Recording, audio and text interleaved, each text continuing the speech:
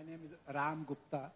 Sadhguru, my question is, intellectually and logically we understand, but practically we find lot of gaps.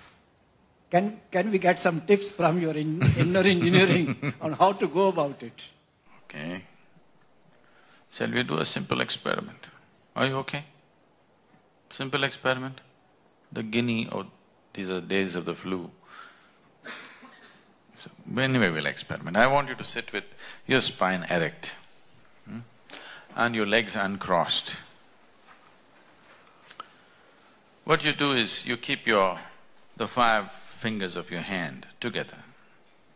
Place it gently placed upon your thigh, gently. Do not press down, very gently placed. Don't do it yet, I'll tell you what to do, but do not do it yet. We will do this with our eyes closed. With your eyes closed, holding your hand this way, you just breathe slightly deeper than normal. And as you're doing this, I will say switch. When I say switch, the hand this is this way, just slowly turn it over without breaking the rhythm of your breathing. Again, when I say switch, get it back into this position. In these 2 positions, something about your breath will change. The way the air fills up into your lung, or the maximum expansion and contraction, something about it will alter itself. I want you to notice what's happening. Please hold your 5 fingers together, gently placed upon the thigh, eyes closed. Unless your spine is erect and eyes closed, you will not notice it.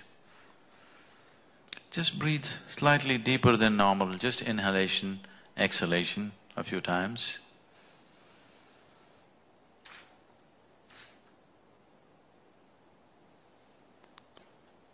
Switch.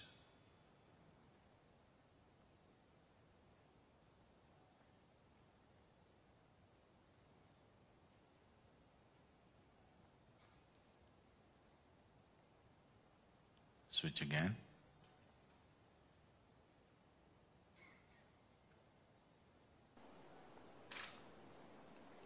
Please open your eyes. Do you notice some change in your breath?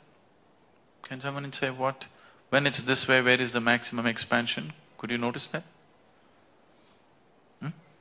Where is this?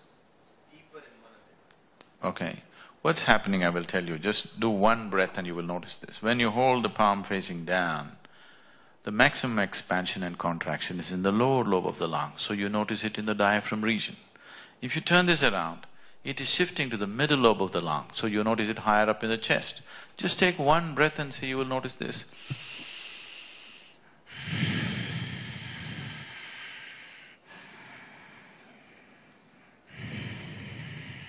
Is that so? Just turning your hand over. The very way you breathe is altering itself. This is not just about the breath. The very fundamental life energies in the system are altering itself just because you turn your hand over. How many times in a day, unconsciously, are you… Now you keep on doing this, now you're setting your energies into your turmoil and hoping to be peaceful. Life doesn't work like that. This is like you got into your car, you don't know what these 2 pedals are. You just kick any one of them whenever you feel like it. You know what a jerky driver you will be? Right now your well-being is very jerky, please see this. It is not that you do not know peace. It is not that you do not know joy. It is not that you do not know blissfulness. The problem is it's not sustainable, isn't it? Isn't it so? This is like… Are you okay for a joke? You're very serious question, but… On a certain day, this happened in Michigan. An old-timer decided to go ice fishing. This is one of the things in Michigan because almost 5 months it is snowing and the Great Lakes freeze and people go sit on it, cut a hole and fish because there's still water beneath the ice sheet. So an old-timer went fishing. When you go fishing, it's not solely about fish. So he took a can of beer, sat there. The cans got empty. Through the day, he went and sat at 9, 10 in the morning. So almost 4 o'clock, The crate got empty, he was a little dizzy, but no fish in the basket. Then at 4 in the evening, a boy from the downtown area with a big boombox on his shoulders with blaring rap music came driving like that. Came, sat close by, cut a hole and sat down, fishing. The old-timer looked at him. No fool like a young fool. I'm sitting here for the whole day, quietly fishing, not a single fish. The fool comes in the evening, the sun is about to set, and with this blaring music, is he going to catch fish? No fool like a young fool. You know, the young people think the other way around, but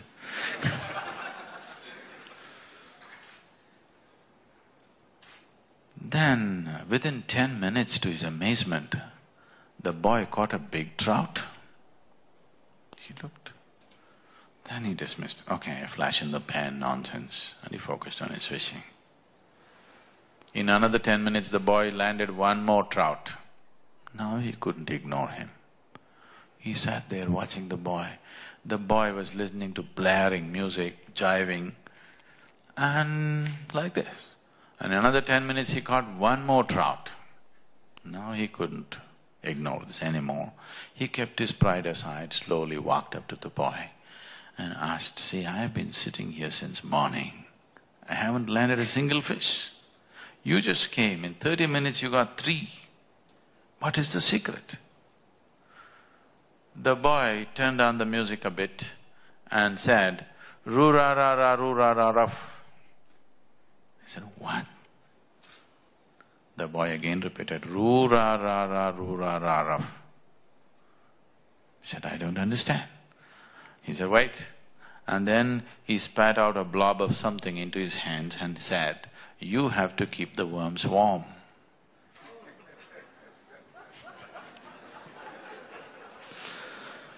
Unless you do the right things will not happen to you. So, because the technology is subjective, it's about you. See, if it was about something else, I would have written a book and given it to you. Because this is about you.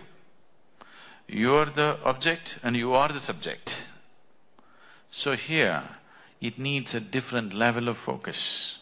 Right now, your whole focus is outward, in the sense, right now the way you perceive life is through 5 sense organs. Seeing, hearing, smelling, tasting, touching. This is the way you know life, isn't it so?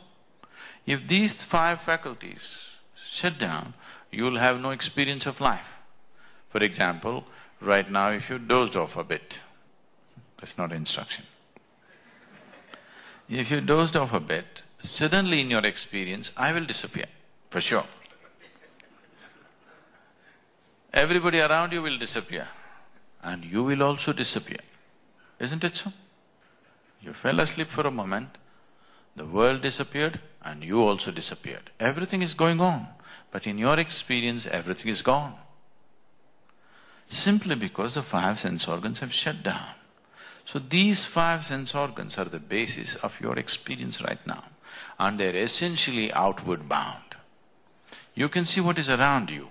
You can't roll your eyeballs inward and scan yourself. You can hear that. So much activity in this body, you cannot hear that. Even something as small as an ant crawls upon this, you can feel it. So much blood flowing, can you feel it? In the very nature of things, your sense organs are outward bound. But the basis of your experience, the seat of your experience, the source of your experience is within you. Right now, do you see me, sir? Do you see me? Where am I? Tell me. You must point it out. Where am I? Ah, you got it wrong. You know I'm a mystic. See, right now this light is falling upon me, reflecting, going through your lenses, inverted image in the retina. Don't you know the whole story? Where do you see me right now? Where do you see me? Within you, isn't it? Where do you hear me right now? Within you. Where have you seen the whole world? within you. Have you ever experienced anything outside of yourself? The light and darkness has happened within you. Your joy and misery has happened within you. Your agony and ecstasy can only happen within you. You have never experienced anything outside of yourself. Your pain and pleasure has happened within you, isn't it so?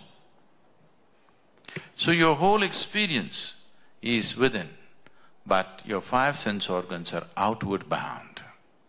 So, if you have to turn this inward a little bit, if you have to have an inner faculty to focus on the inward nature of who you are, it takes a different level of focus. Everything, these five sense organs are very essential for your survival, so they get turned on when you're born. But if you want to do anything beyond survival, it takes a little bit of striving, otherwise it will not come to you, isn't it? Anything beyond survival, it takes a bit of striving, otherwise it won't happen.